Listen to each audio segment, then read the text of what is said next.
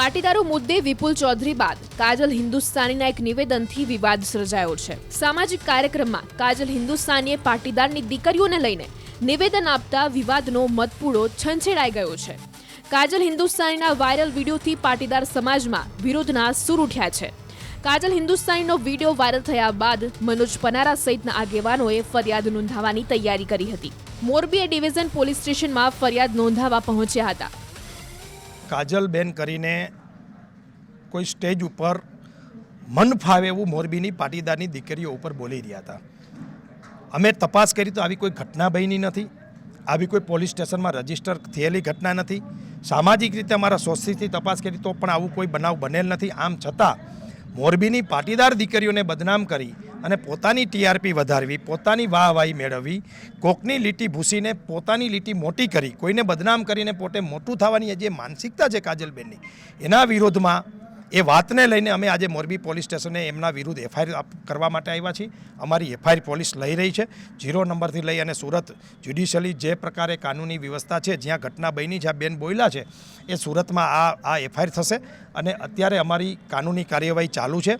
અમારી એટલી જ વાત છે કે જો આ મોરબીની દીકરીઓને બેન બોલ્યા છે એ સદંતર પાયાવિહોણી વાત છે, દીકરીઓને બદનામ કરવાનું ષડયંત્ર છે અને આવતા દિવસોમાં આ બેન પાટીદાર સમાજની દીકરીઓની માફી નહીં માગે તો ગુજરાતભરમાં અમારો જ્યાં જ્યાં પાટીદાર સમાજ વસે છે ત્યાં શહેર અને તાલુકા લેવલે બેન ઉપર એફઆઈઆર થશે અને જો માફી માગશે તો અમે આગામી દિવસોમાં અમારો કાર્યક્રમ મુલતવી રાખશું।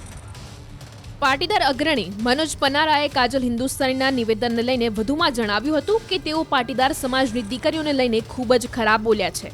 આ નિવેદનને લઈને કાજલબેને માફી માંગવી જોઈએ। આ બધા છે ને માઇકાસુર હોય છે, માઇક જોઈને મન ફાવે પબ્લિક જોઈ અને બેફામ બની જતા હોય છે અને બેનનો તો બહુ મોટો આ માઇનસ પોઈન્ટ છે। એટલે આવતા દિવસોમાં એને પણ સુધારવાની જરૂર છે અને ચોક્કસ સુધારો આવશે ને નહીં આવે તો અમે આવરાવી દેશું, એ પણ પાકી વાત છે। એટલે ભૂતકાળના અમારા આ પ્રકારના બધા બાબતો બોલે છે, બેન જાણી લે।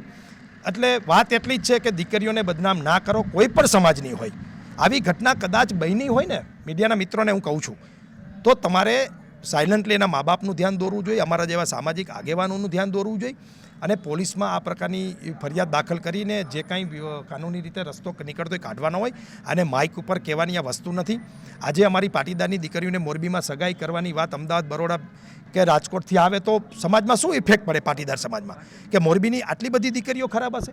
ખરેખર આવી કોઈ ઘટના જ નથી બની, છતાં અમારી દીકરીઓને આવી બદનામી ઝેલવાની એક બેનને પોતાની વાહવાહી માટે પોતાનો મનસૂબો શું હશે મને ખબર નથી આવું બોલવા પાછળનો, પણ એટલું તો ચોક્કસ છે કે આ બધું બોલે છે એ પોતાની વાહવાહી માટે બોલે છે। તો આવી વાહવાહી મેળવવા માટે કોઈની દીકરીઓને બદનામ ના કરાય। આ પાટીદાર સમાજ નહીં, કોઈ પણ સમાજની દીકરી ઉપર, કોઈ પણ સમાજ ઉપર આવા પ્રકારના નિવેદનો બેને ના આપવા જોઈએ અને આગામી દિવસોમાં બેન જો પોતાની ભૂલ નહીં સ્વીકારે તો કાનૂની માર્ગ ઉપર જે રસ્તે અમારે જવાતું હશે જવાના છીએ। હાઈકોર્ટમાં આ બેન ઉપર અમે પિટિશન દાખલ કરવાના છે કે ગુજરાતમાં આમને કોઈ પણ જગ્યા ઉપર માઇક આપવું ન જોઈએ। આ બેન વૈમનસ્ય ફેલાવવાનું કામ કરે છે, આ બેન જાતિ જ્ઞાતિ ધર્મ વિરુદ્ધ લડાઈ કરાવવાનું કામ કરે છે અને બેફામ બોલીને કાયદો ને વ્યવસ્થા બગડે એ પ્રકારનું કામ કરે છે અને નિર્દોષ લોકો ક્યાંક આમાં આ બેનની વાતમાં આવી જાય તો ઝપટે ચડી જાય એવી પરિસ્થિતિનું આ બેન નિર્માણ કરી રહ્યા છે। એટલે હાઈકોર્ટમાં જઈ અને આમની ઉપર બેન્ડ પણ અમે લાવવાની કોશિશ કરશું। કાજલ હિન્દુસ્તાનીએ પાટીદાર સમાજની દીકરી સામે કરેલ આક્ષેપ મામલે એસપીજી અધ્યક્ષ લાલજી પટેલે નિવેદન આપ્યું હતું। કાજલ હિન્દુસ્તાનીની વાતને વખોડતા તેમણે જણાવ્યું કે કાજલ હિન્દુસ્તાનીએ જે ટિપ્પણી કરી છે જે યોગ્ય નથી। પહેલાં તો કાજલબેન સમગ્ર સનાતન ધર્મના આગેવાન છે, એમને વિચારીને બોલવું જોઈએ। પર્ટિક્યુલર પાટીદાર સમાજની જે વાત કરી છે કે દીકરીઓ ખુલ્લેઆમ આ રીતે કરે છે યુવાનો સાથે, એ બિલકુલ ખોટી વાત છે। એમને જો સનાતન ધર્મના આગેવાન હોય અને જાહેરમાં જ્યારે હિન્દુ સમાજની દીકરીઓ બચાવવાની વાત કરતા હોય તો બેનને ખબર હોય તો પહેલાં તો એ મા બાપને મળવું જોઈએ ને એમાં પ્રયત્ન કરીને દીકરીઓને બચાવવાનું કામ એમનું છે। તો આવી ટિપ્પણીને અમે વખોડીએ છીએ અને સમગ્ર પાટીદાર સમાજ આને વખોડે છે। અને જે મનોજભાઈએ વાત કરી છે કે ફરિયાદ કરવા જઈ રહ્યા છે તો અમારે પૂરેપૂરું એમને સમર્થન છે અને આ બેનને ખબર પડવી જોઈએ કે જ્યારે જાહેર મંચ ઉપરથી આપણે જે બોલી રહ્યા છીએ એનું ભાન આવવું જોઈએ। કોઈ પર્ટિક્યુલર સમાજની આવી વાત કરવાની અમે નિંદા કરીએ છીએ અને આવનારા સમયની અંદર બેન જો પણ કાર્યક્રમ કરશે એમનો સખતમાં સખત અમે વિરોધ કરીશું। એસપીજી અધ્યક્ષ લાલજી પટેલે વધુમાં જણાવ્યું હતું કે તેમનું કામ હિન્દુ દીકરીઓને બચાવવાનું છે. તેમનું કામ જ્યારે હિન્દુ દીકરીઓને બચાવવાનું છે ત્યારે સમાજની અંદર આવી કોઈ ઘટના બને તો જાહેર મંચથી બોલી રહ્યા છે તો તે તેમની સૌથી પહેલી ફરજ છે કે તેમણે દીકરીઓને બચાવવા જવું જોઈએ. ઉલ્લેખનીય છે કે કાજલ હિન્દુસ્તાનીના નિવેદનને પગલે પાટીદાર સમાજમાં આક્રોશ જોવા મળ્યો હતો. આ મામલે પાટીદાર આગેવાન અને ખોડલધામના પૂર્વ પ્રમુખ પરેશ ગજેરાએ નિવેદન આપતા જણાવ્યું હતું કે કાજલ હિન્દુસ્તાનીએ કરેલી ટિપ્પણી અતિ નિંદનીય છે.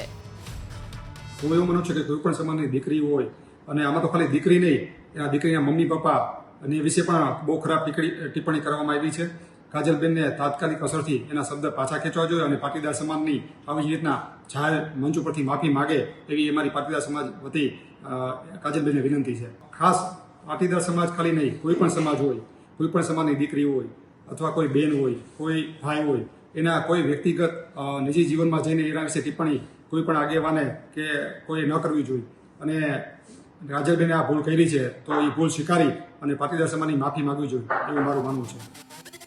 પરેશ ગજેરાએ વધુમાં જણાવ્યું હતું કે કાજલબહેન પોતાના શબ્દો પરત લઈને પાટીદાર સમાજની માફી માંગે, નહીં તો સમાજની બેઠક બોલાવી કાયદાકીય પગલાં લેવામાં આવશે. તો આ તરફ પાટીદાર નેતા ગીતા પટેલે પણ કાજલ હિન્દુસ્તાની પર આકરા પ્રહાર કર્યા હતા.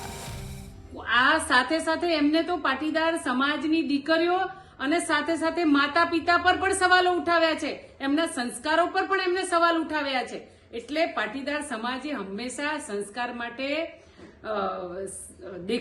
દેખાયેલો સમાજ છે, પણ સાથે સાથે એમને આ સ્ટેટમેન્ટ બિલકુલ ન કરવું જોઈએ. આ શબ્દોને હું વખોડું છું. મોરબીની અંદર કેસ નોંધાયા છે, કાલે અમે અમદાવાદની અંદર પણ હું પોતે પણ કેસ નોંધાવીશ. જ્યાં સુધી બેન પાટીદાર સમાજની બેન દીકરીઓ પર જે ટિપ્પણી કરી છે એની માફી ન માંગે ત્યાં સુધી અમે આ કેસ કરવાના છીએ.